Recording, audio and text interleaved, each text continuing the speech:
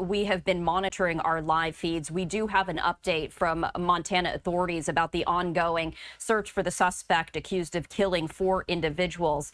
Let's pivot to that right now and listen in. We haven't seen in the state of Montana, and thankfully we do not see these things very often in the state of Montana. At this point, I can confirm the names of our victims. 59-year-old Daniel Edwin Bailey, who was a patron at the bar that day. 64-year-old Nancy Loretta Kelly, who was the employee and bartender that morning. 70-year-old David Allen Leach, who was also a patron that morning. And finally, 74-year-old Tony Wayne Palm. All the victims were from here in Anaconda. At this point, I also want to point out the fact we've got a tremendous law enforcement response that's responded here in Anaconda. I know at one point yesterday we had over 250 boots on the ground that were helping out with the manhunt and engaged trying to find this suspect. At this point, our suspect is still at large. And I'll go ahead and say this right now. We've got tremendous cooperation from Homeland Security, from our federal partners, the FBI, the U.S. Marshal Service. We want to find this guy. This is a dangerous individual who has committed an absolutely heinous crime against this community and these victims. I'll go ahead and announce right now that at this time we have a $7,500 reward, and that's just the initial reward. I'll also state that. But we have a $7,500 reward for any information that would lead us to Michael Paul Brown. We also have set up a hotline through the U.S. Marshal Service. This is really easy. 1-877-WANTED-2, the number 2. I'll give that number, 1-877-926-8332. If you have any information that would help us get to the whereabouts of our suspect, please use that number. Again, I'm going to point out we had just a tremendous local, statewide, and federal law enforcement presence to the scene. I could read off the entire list of all the agencies, but we'd be here for a while. But this is what we do in Montana. We step up, we help our neighbors, we come in, and I also want to thank the feds. The federal agencies have been tremendous help here. There have been a lot of assets. We've got air assets, ground assets. We're going to catch this guy. This is still absolutely priority number 1. Probably in the next 24 hours, you're going to see the law enforcement response shift a little bit. This is absolutely still priority number 1 to find this suspect. But we've got a lot of resources here in Anaconda. They've been here for about 48 hours.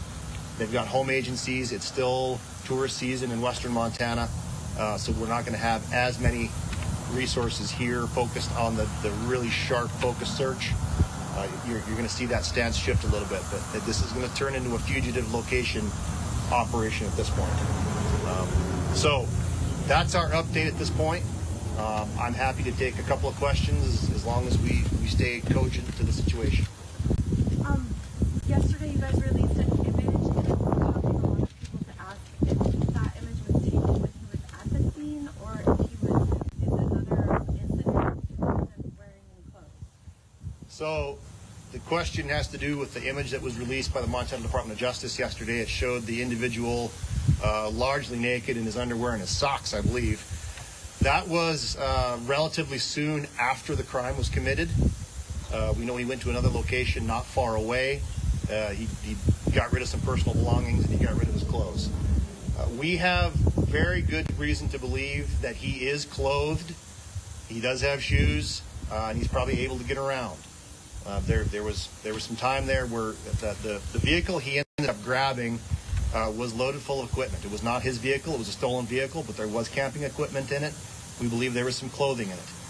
So at this point, we have every reason to believe the suspect is fully clothed, shoes on his feet, able to get around. When's the last time he was seen by law enforcement? I couldn't answer that question. I don't know that particularly. I think there was a pursuit roughly around noon on Friday.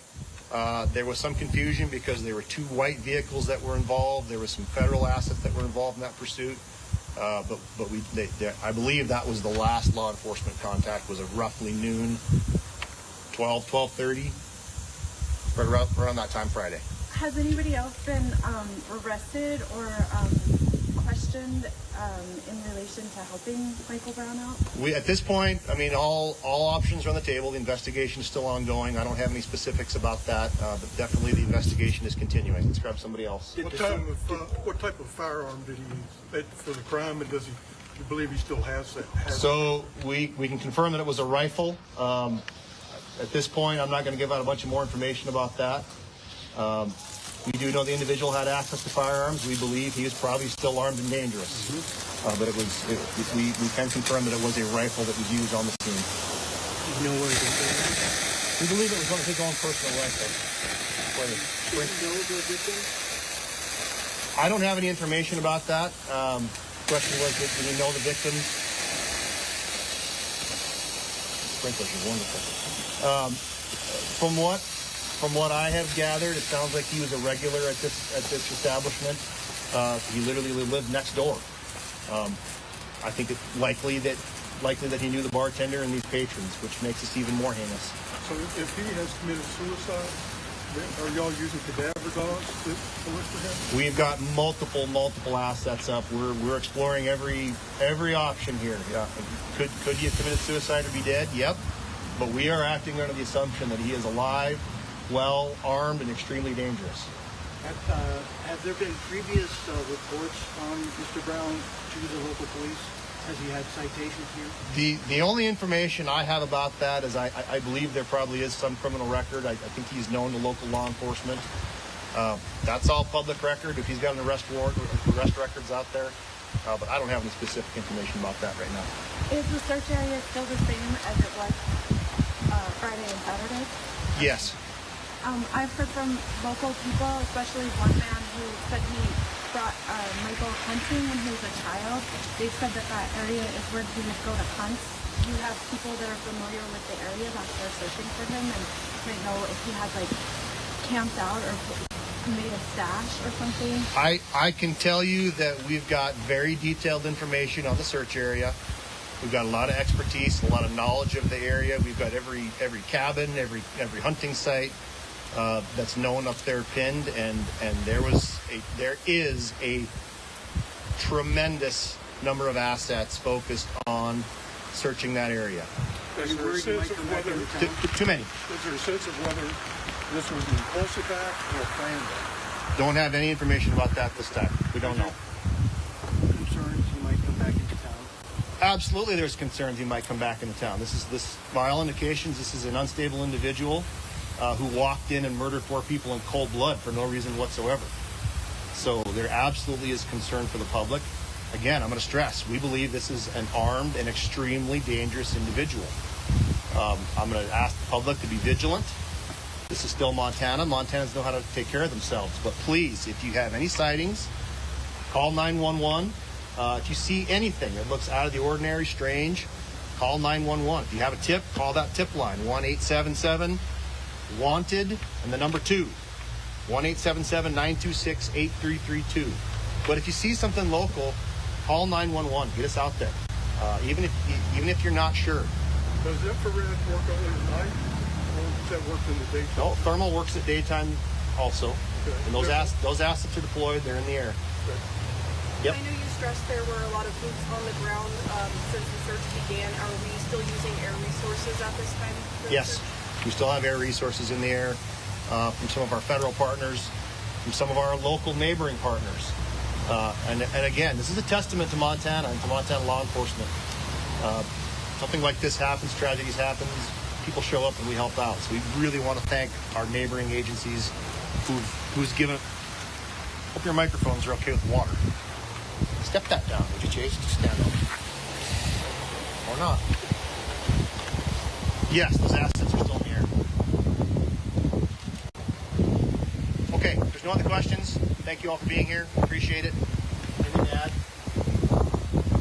Okay, again, I want to thank all of our law enforcement assets. This is a tremendous tragedy, and we're going to find this guy one way or the other.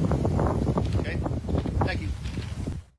All right, so there you have it. That was the very latest update as the search continues for this man right there, wanted in connection with the murder of 4 individuals right there. So we are following the breaking news as we continue to follow all of the developments. Right now, the search does continue for this man right there on your screen, suspected of killing 4 individuals inside a Montana bar. And as you were hearing from authorities, they say that anyone should believe that this man is armed and extremely dangerous. We do know that the weapon used in the murders was a rifle.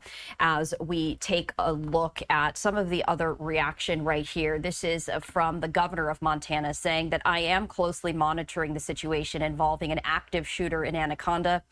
Please join Susan and me in praying for the victims, their loved ones, and the brave law enforcement officers responding to this tragedy. So we were just hearing from authorities right there, urging everyone to remain vigilant.